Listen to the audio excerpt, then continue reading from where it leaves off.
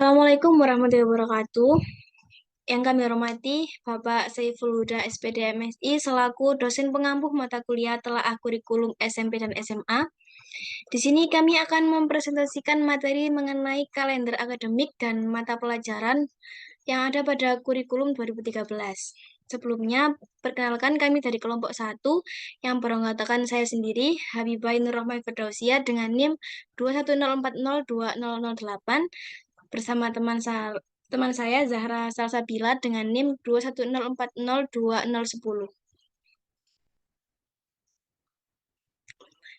Oke, langsung saja kita menuju materi yang pertama.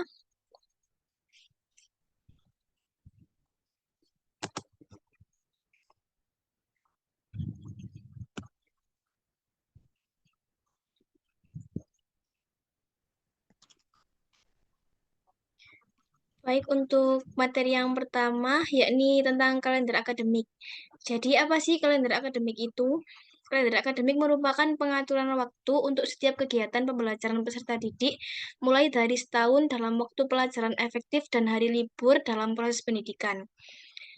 Nah, kalender akademik itu juga disebut sebagai komponen alokasi waktu yang berfungsi memudahkan setiap orang supaya dapat memulai atau menyusun perencanaan kegiatan pembelajaran ke depan melalui kalender pendidikan pada tahun ajaran yang berlaku. Nah, kalender akademik di setiap daerah itu berbeda. Contohnya seperti kalender pendidikan Provinsi DKI Jakarta akan sedikit berbeda dengan Aceh, Jawa Barat, Jawa Tengah, Jawa Timur, Riau, serta provinsi-provinsi lainnya. Nah, oleh karena itu, ada baiknya menyesuaikan dengan area sekolah tempat kita mengajar sendiri. Jadi, setiap sekolah itu menentukan kalender pendidikannya sendiri disesuaikan dengan kondisi masing-masing di daerah tersebut.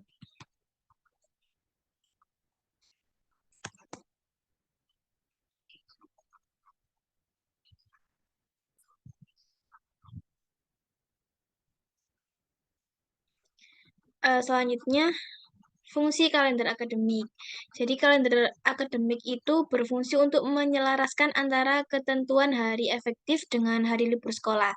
Secara lebih khusus, kalender pendidikan bagi guru digunakan untuk pedoman dalam penyusunan program tahunan, program semester, silabus, dan RPP.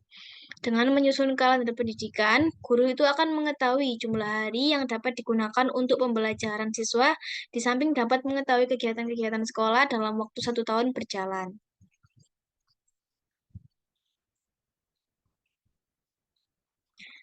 Selanjutnya, mengenai langkah-langkah penyusunan kalender pendidikan. Jadi, terdapat langkah-langkah untuk menyusun kalender pendidikan. Yang pertama, dengan menentukan pada bulan apa kegiatan belajar dimulai dan pada bulan apa berakhirnya semester pertama dan kedua. Lalu menentukan jumlah minggu efektif pada setiap bulan setelah diambil minggu-minggu ujian dan hari libur atau kegiatan yang lain. Dan yang terakhir menentukan hari belajar efektif dalam setiap minggu. Misalnya bagi sekolah yang menentukan belajar dimulai dari hari Senin sampai Jumat, berarti hari efektifnya itu 5 hari kerja. Sedangkan untuk sekolah yang menentukan hari belajar dari Senin sampai Sabtu, berarti jumlah hari efektif adalah 6 hari. Nah, ini adalah contoh dari bentuk kalender akademik itu. Terdapat hari efektif, lalu hari libur setiap minggu, dan juga ada hari libur untuk peringatan hari besar.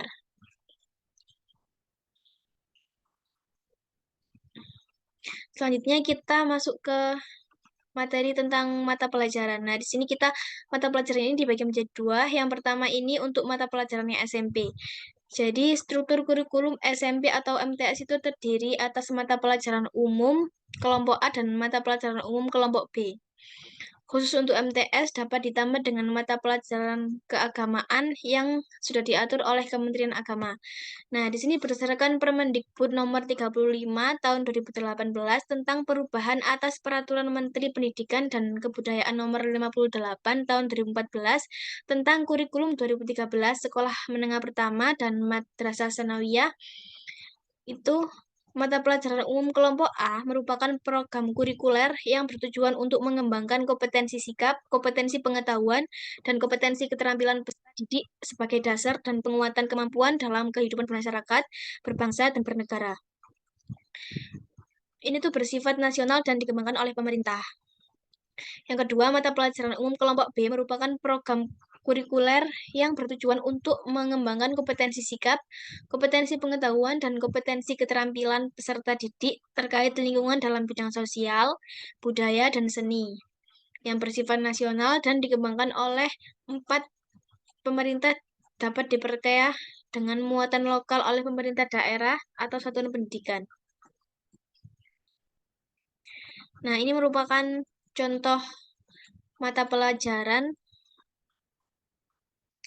untuk yang kelompok A, umum itu ada pendidikan agama dan budi pekerti, lalu PKN, Bahasa Indonesia, Matematika, IPA, IPS, dan Bahasa Inggris. Untuk yang kelompok B ini yang umum seperti seni budaya, PJOK, dan prakarya. Ini sudah terdapat alokasi waktu per minggu.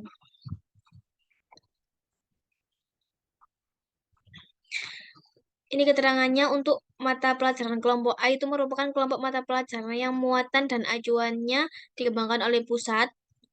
Mata pelajaran kelompok B merupakan kelompok mata pelajaran yang muatan dan acuannya dikembangkan oleh pusat dan dapat dilengkapi dengan muatan atau konten lokal. Lalu yang ketiga, mata pelajaran kelompok B dapat berupa mata pelajaran muatan lokal yang berdiri sendiri. Yang keempat, muatan lokal dapat memuat bahasa daerah.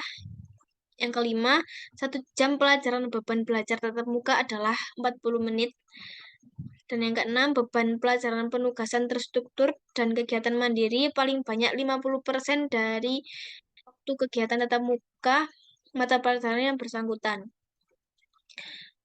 Yang ketujuh, satuan pendidikan dapat menambah beban belajar per minggu sesuai dengan kebutuhan belajar peserta didik atau kebutuhan akademik, sosial, budaya, ilmu pengetahuan dan teknologi, serta faktor lain yang dianggap penting, namun yang diperhitungkan pemerintah maksimal 2 jam per minggu.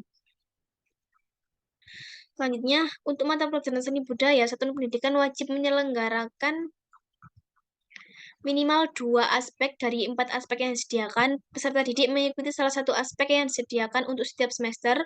Aspek yang diikuti dapat diganti setiap semesternya. Lalu untuk mata pelajaran prakarya atau mata pelajaran informatika, satuan pendidikan menyelenggarakan salah satu atau kedua mata pelajaran tersebut. Peserta didik dapat memilih salah satu mata pelajaran, yaitu mata pelajaran prakarya atau pelajaran informatika yang disediakan oleh satuan pendidikan. Lalu dalam satuan pendidikan memilih mata pelajaran prakarya, satuan pendidikan wajib menyelenggarakan minimal 2 aspek dari 4 aspek yang disediakan. Peserta didik mengikuti salah satu aspek yang disediakan untuk setiap semester. Aspek yang diikuti dapat diganti setiap semesternya. Dan khusus untuk madrasah sanawiyah, struktur kurikulum dapat dikembangkan sesuai dengan kebutuhan yang diatur oleh Kementerian Agama. Dan yang terakhir, kegiatan ekstrakurikuler terdiri atas pendidikan kepramukaan, ini bersifat wajib, lalu usaha kesehatan sekolah atau UKS, dan palang merah remaja, dan lain-lainnya sesuai dengan kondisi dan potensi masing-masing satuan pendidikan.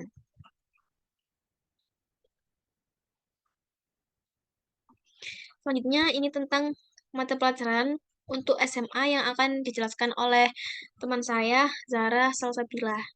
Silakan. Baik, terima kasih. Di sini saya akan melanjutkan tentang mata pelajaran SMA.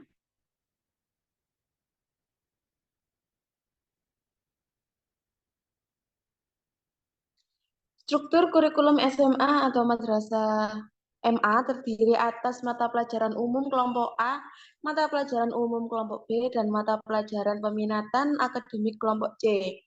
Mata pelajaran peminatan akademik kelompok C dikelompokkan atas mata pelajaran peminatan matematika dan ilmu pengetahuan alam, mata pelajaran peminatan ilmu pengetahuan sosial, dan mata pelajaran peminatan bahasa dan budaya.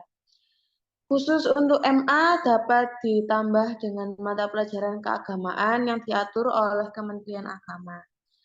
Ini berdasarkan Permendikbud nomor 36 tahun 2018 tentang perubahan atas Peraturan Menteri Pendidikan dan Kebudayaan nomor 59 tahun 2014 tentang kurikulum 2013 sekolah menengah atas atau MA.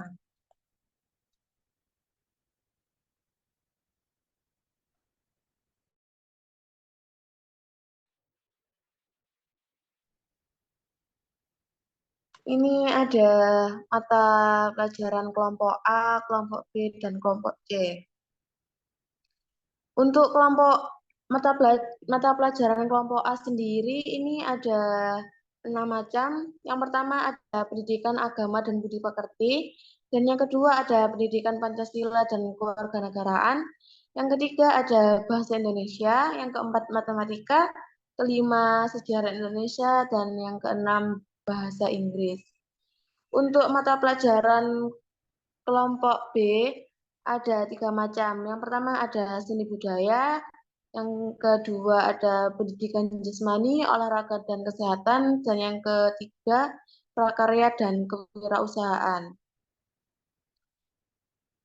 Untuk jumlah jam pelajaran kelompok A dan kelompok B per minggu ada 20 macam, ada 24 alokasi waktu setiap minggunya. Untuk kelompok C sendiri ada mata pelajaran peminatan akademik dan mata pelajaran pilihan. Jumlah jam pelajaran kelompok A, B, dan C per minggu ada untuk kelas 10 ada 42 jam, untuk kelas 11 ada 44 jam, dan untuk kelas 12 ada 44 jam juga. Selanjutnya.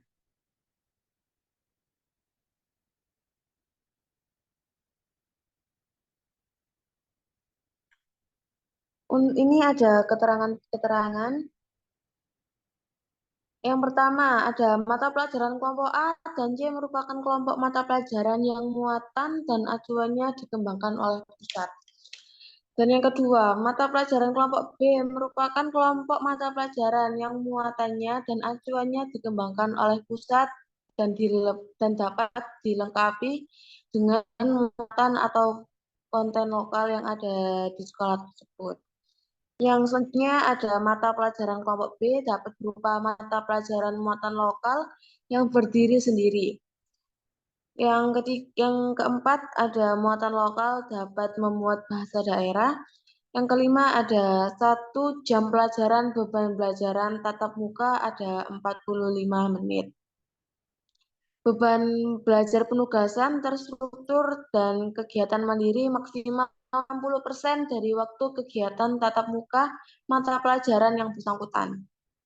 Yang selanjutnya ada satuan pendidikan dapat menambah beban belajar per minggu sesuai dengan kebutuhan belajar para peserta didik atau kebutuhan akademik, sosial, budaya, dan faktor-faktor lain yang dianggap penting. Namun yang diperhitungkan pemerintah ada 2, itu maksimalnya 2 jam dalam per minggunya. Selanjutnya ada untuk mata pelajaran seni budaya dan mata pelajaran prakarya dan kewirausahaan, satuan pendidikan wajib menyelenggarakan minimal 2 aspek dari 4 aspek yang disediakan. Peserta didik mengikuti salah satu aspek yang disediakan untuk setiap semester. Aspek yang diikuti dapat diganti setiap semester.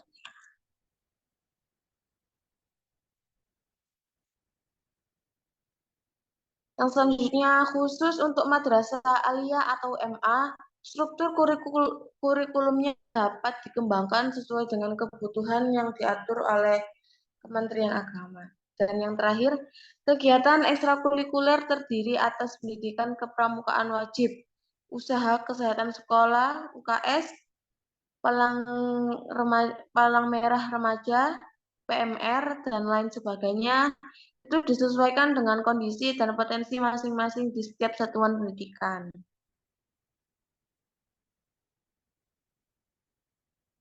Selanjutnya ada mata pelajaran peminatan.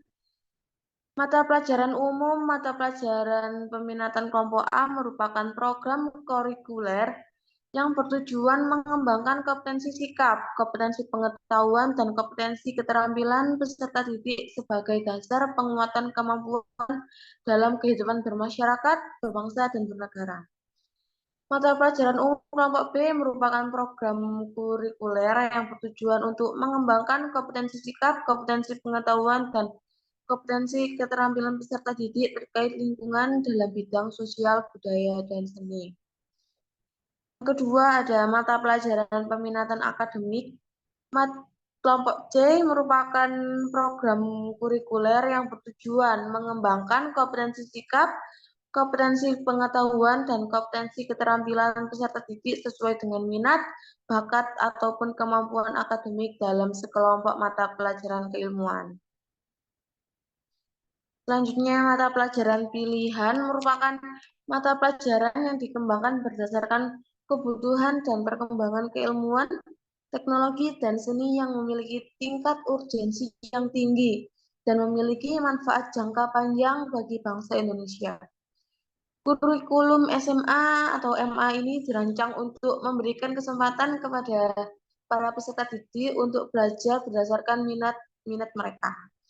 Peserta didik diperkenankan memilih mata pelajaran lintas minat atau peminatan atau mata pelajaran informatika.